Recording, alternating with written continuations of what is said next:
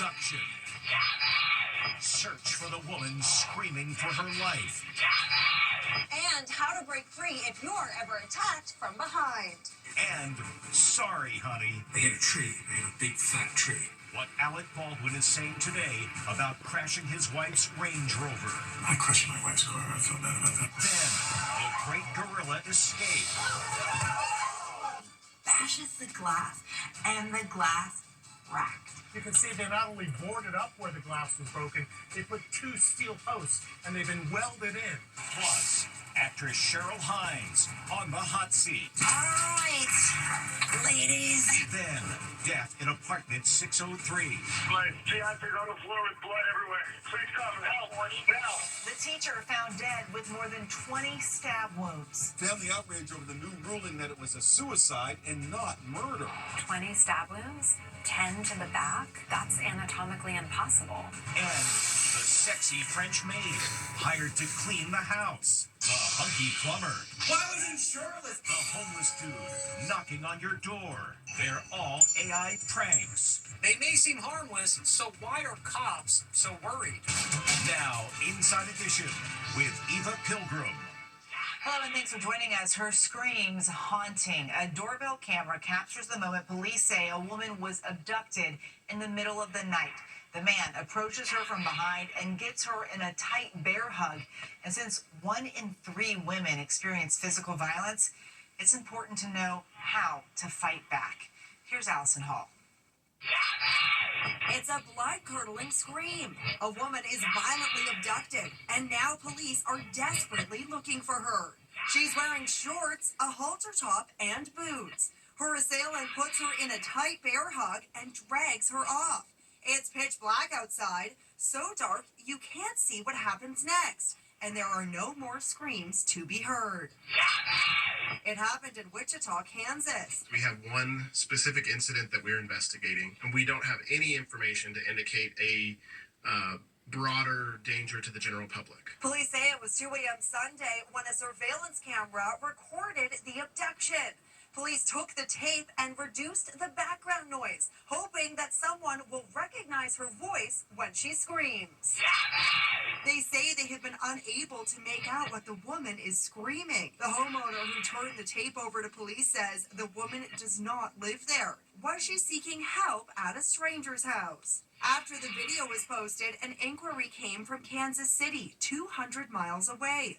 Could the victim be this dark-haired teen who went missing last month? We haven't found any indication that this video is related to any current missing persons report that we've reviewed. In a crisis like this, is there anything you can do to save yourself? I showed the video to self-defense expert Matan Gavish. What can you do if somebody's grabbing you from behind? One of the easiest ways to open a grip is actually to manipulate the fingers of the hand that are holding you. Grab any finger you can with both hands. Yeah. Bend it towards the elbow. And then elbow out. Punch as you go. You can also strike toward the groin area. The most important aspect is to go immediately into fight mode. Police say they are analyzing the video frame by frame, looking for any clues that could identify the people involved. That's actor Alec Baldwin after getting into an accident in the pouring rain. Today, Baldwin and his wife are speaking about what led to their car being crushed. Alec Baldwin is giving his side of the story after crashing his car into a tree. He was driving his wife's Range Rover in the posh Hamptons in New York when it happened. His brother Stephen was also in the car. Guy cut me off in a truck, big garbage truck. I mean, a garbage truck the size of a whale. To avoid hitting him, I hit a tree. I hit a big fat tree and crushed my car, my wife's car. I crushed my wife's car. I feel bad about that. The garbage truck company reportedly says their driver was not at fault. The accident happened during the nor'easter storm. Wife Hilaria posted her own Instagram video about her husband's accident. He's okay. Stephen is okay. Everybody's okay. No one was hurt. And that is the most important thing. Meanwhile, Hilaria is speaking out about being voted off Dancing with the Stars last week. Please join us for a final moment, Hilaria and Gleb. There was some bullying going on aimed at me over the past few weeks. Very coordinated strategic bullying. She complained about the voting process, saying you can vote 10 times for a couple. They were voting for all the other couples except us. I did get bullied off the show. I did. Going back to the accident, cops say no tickets were issued. Was he trying to escape? That's the question today after a 400-pound gorilla at the San Diego Zoo went on a rampage, slamming into the glass partition so hard it shattered. As Jim Murray reports, families at the zoo were understandably fearing for their safety. A gorilla terrifies visitors at the world-famous San Diego Zoo when he crashes into the glass enclosure and breaks it. It happened when Denny, a 10-year-old ape, ran full speed into the glass. He bashes the glass, and the glass cracked. It cracked like 5 feet from my son's face. And it's not the first time. 5 years ago, 2 gorillas slammed into the glass enclosure at the zoo. The impact also cracked one of the layers of protective glass. The gorilla exhibit at the zoo is a big draw. There's 400-pound Denny playing around with another ape. And check out his incredible ballet spin.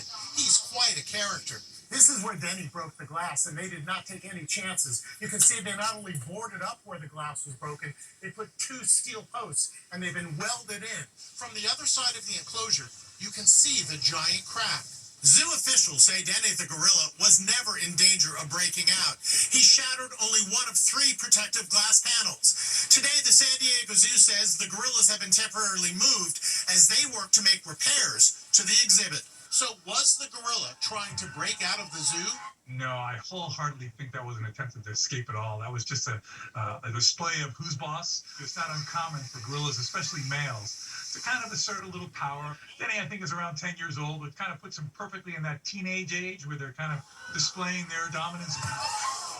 Zoo officials say Denny was not hurt when he slammed into that glass. You'd think President Trump would be happy about this. There he is on the cover of Time magazine with the headline, "His Triumph," referring to brokering the peace deal in the Middle East. But he's giving it a thumbs down. And wait till you hear why. It's a glowing cover praising President Trump, but he hates it. The latest issue of Time magazine hails him for brokering the Gaza ceasefire. But the picture may be the worst of all time, Trump says on Truth Social.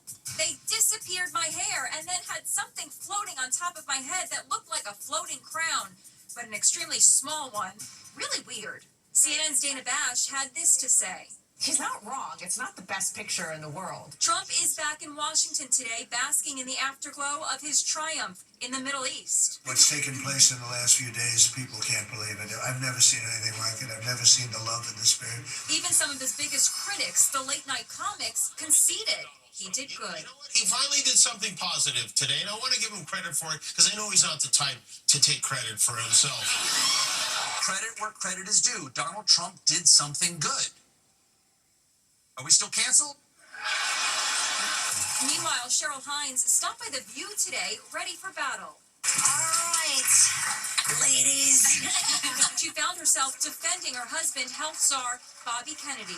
Your husband is the least qualified Department of Health and Human Services head that we've had. It has also spread a lot of misinformation, a lot of chaos, a lot of confusion, and I think it's just a very dangerous thing. When you say, misinformation, disinformation, we could go back to COVID when... He's connecting circumcision to autism. May I finish? Please. But the chat ended on a positive note, with the ladies inviting Bobby to join them. My husband was going to come on, and I said, maybe don't.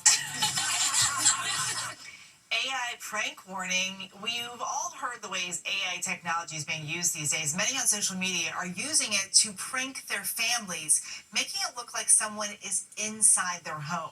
But cops are urging caution, saying fake images are sometimes leading to real problems. Ladies, imagine you're at work and your significant other sends you this, a sexy maid cleaning your house while your man is home alone. Well, that's what Joe Mealy sent his girlfriend, leading to this text exchange. The cleaning lady's here. What? Thought we could use the help. No, we don't need the help. Tell her to get off the couch and get out. She sure looks like the real deal, but she's actually fake, created with AI. Yep, it's all just a prank.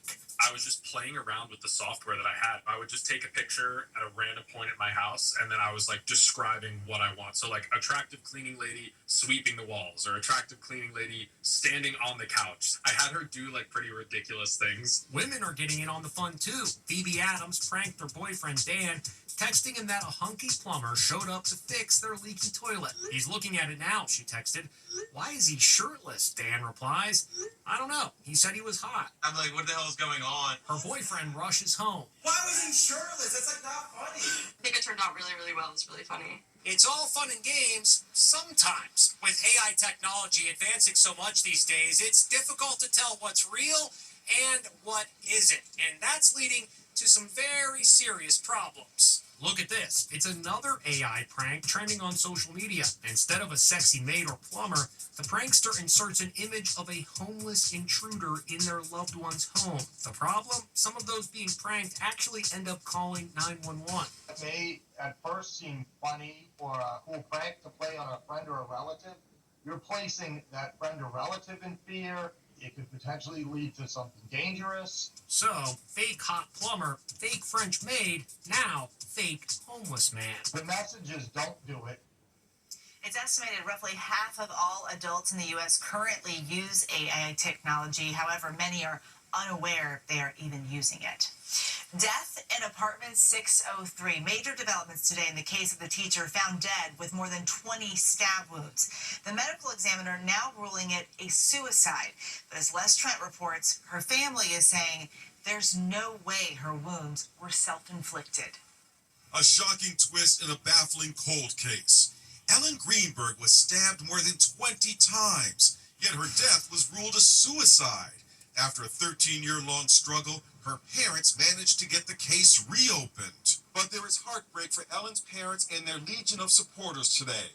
Ellen's death in this Philadelphia apartment building has once again been ruled a suicide, and the case is officially closed. The Philadelphia Medical Examiner says many of Ellen's injuries are hesitation wounds, and Ellen would be capable of inflicting these wounds herself. I spoke to the family's attorney, who says the latest findings make no sense. I don't give much credence to this report. This is a disgrace as far as I'm concerned. Ellen, a 27-year-old elementary school teacher, was planning her wedding.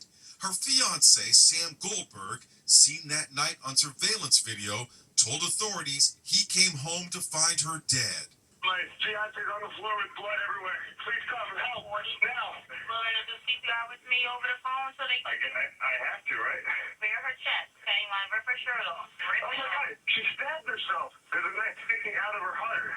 Ellen had 23 stab wounds, including 11 on the back of her neck, 1 in the scalp, 1 in the abdomen, and 9 to the chest. This image shows how improbable it is that Ellen could have caused those wounds herself. I think this is a travesty and a miscarriage of justice. Michelle Dupree, a forensic pathologist who supports the family, says the medical examiner may have ignored vital evidence. There was near fatal strangulation marks on her neck and the hemorrhages in her neck. That is a clear sign of force, pressure on the neck.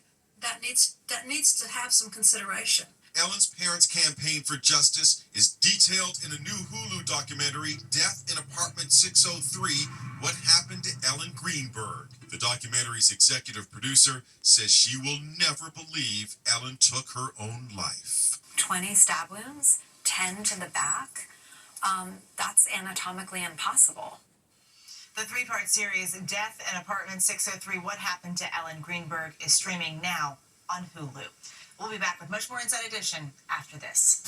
Next, Monster-in-Law in Cheers. Sentencing day for the granny convicted of hiring a hitman to kill her son-in-law. I swear to you on my life, I was not involved in any way. And wait till you see what happens to the pizza guy. Inside Edition with Eva Pilgrim. We'll be right back. Do you wish your man was made in... It's a pizza delivery oops, all caught on camera. It's been a long day, and the pizza guy's exhausted. Ringing in the doorbell, he leans on the railing for just a little rest, then this. Oh, no. You okay? Oh, yes. It's a pizza with extra topping. Hopefully he got a good tip. Now, Allison Hall with today's Inside Deals. Allison.